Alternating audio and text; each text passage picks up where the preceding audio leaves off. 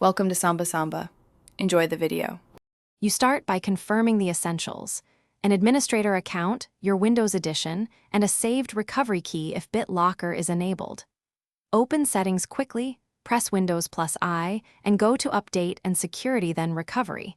If you have a recovery USB, insert it now so the system can boot from it.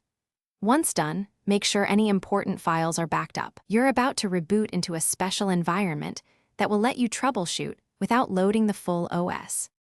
You'll get into Windows recovery environment by choosing Restart Now under Advanced Startup in Settings.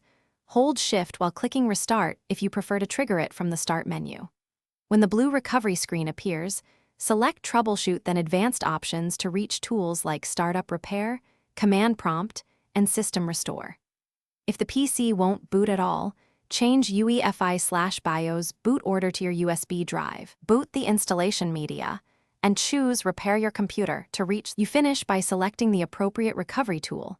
Try Startup Repair first to fix boot files automatically. If that fails, open Command Prompt to run chkdsk, sfc/scano, or bootrec commands to repair the bootloader. Use System Restore or uninstall updates for configuration-related regressions. If tools don't resolve the issue, make sure to check disk smart status and cable connections, and only then consider a repair install or full reinstall. One key tip: if BitLocker blocks access, locate the recovery key before wiping anything. Thanks for watching. Consider subscribing if we helped you.